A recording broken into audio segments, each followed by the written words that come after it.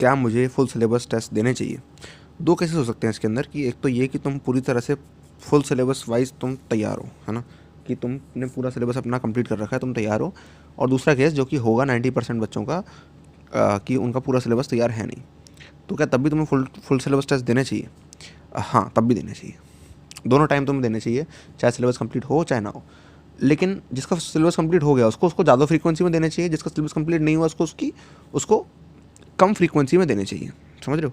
Frequency का अंतर रखना है आपको। अगर सिलेबस कंप्लीट हो गया तो ज़्यादा फ्रीक्वेंसी मतलब क्या? आप हफ्ते में 3 बार दो फुल सिलेबस टेस्ट, है ना।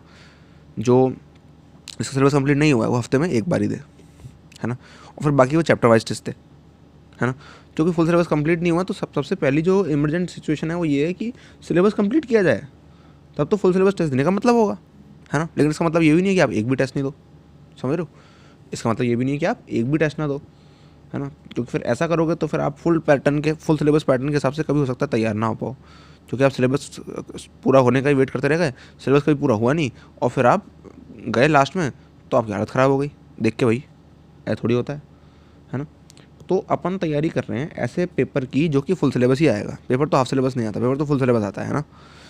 तो फुल सिलेबस पेपर आता है क्योंकि, तो अपने को तैयारी भी वैसी करनी चाहिए, है ना। टेस्ट को सिमुलेट जब जैसे आप कर रहे हो वैसे आपको कैसा करना चाहिए, वैसे ही करना चाहिए जैसा आता है पेपर। फुल सिलेबस आता है पेपर तो फुल सिलेबस करना चाहिए, है ना। लेकिन क्योंकि सिलेबस अपना कंप्लीट नहीं है तो फुल सिलेबस टेस्ट देना जो है वैसे वैसे थोड़ा मतलब स्टूपिड आइडिया है कि जब है ही नहीं, आता ही नहीं तो करोगे क्या। तो पहला काम है कि आना चाहिए, लेकिन इसका मतलब नहीं बिल्कुल ना दो, ठीक है। तो बैलेंस करो, बैलेंस ये करो, हफ्ते में 1 बार फुल सिलेबस पेपर वो दें जिनका फुल सिलेबस कंप्लीट नहीं है, जिनका है कंप्लीट वो 3 बार दें हफ्ते में, ठीक है। तो इस तरह से आप करोगे तो हो जाएगा।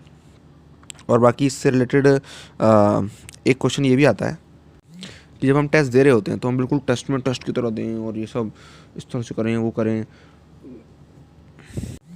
बिल्कुल 9 से 12 2 से 5। तो देखो ये 9 से 12 2 से 5 ये करने की ज़रूरत तब पड़ सकती है जब आपको पेपर में 1 हफ्ता रह गया हो या 2 हफ्ते रह गए हो, है ना। अभी आपको ये हरकत करने की बिल्कुल ज़रूरत नहीं है, ठीक है।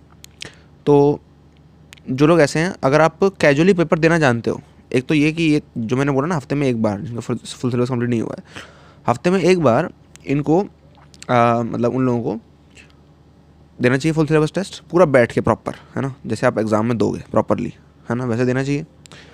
साथ में 2 बार कैजुअली भी देना चाहिए। कैजुअली मतलब आप आराम से बिस्तर पर लेटे हो, सॉल्व कर रहे हो, आराम से पेपर सॉल्व कर रहे हो गया, नहीं हुआ सॉल्यूशन देख लो पीछे, लेकिन कर रहे हो, करना इंपॉर्टेंट है ना।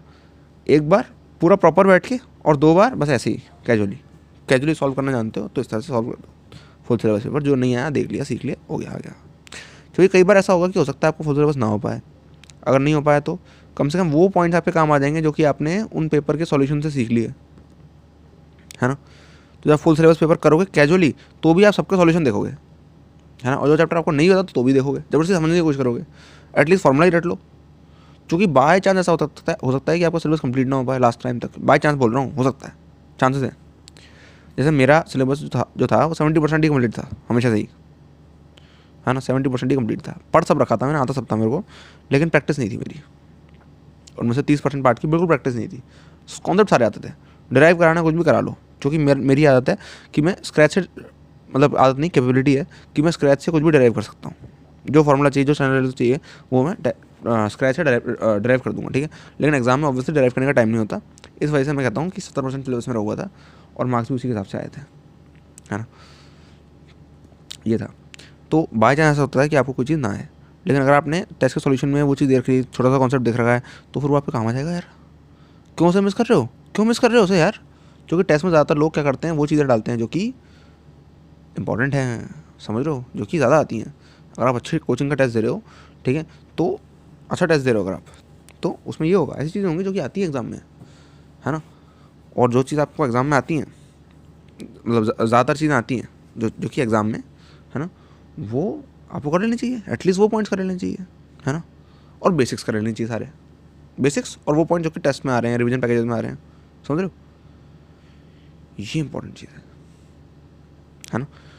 तो एटलीस्ट आप इतना कर लो, है ना। पूरा मत छोड़ा करो चीज़ों को, थोड़ा थोड़ा कर लिया करो, इतना कि जितना एग्जाम में अगर गलती से बाय चांस बैठ गया तो हो गया। और ये बाय चांस बैठ जाता है, ठीक है, क्योंकि मेरे केस में बैठ गया था भाई 5% सवाल ऐसे जिनके चैप्टर मैंने नहीं पढ़े थे लेकिन तब भी मेरे से हो गए, क्योंकि मैंने कुछ पॉइंट्स कहीं से नोट कर रखे थे। समझ रहे हो, ये इंपॉर्टेंट चीज़ है।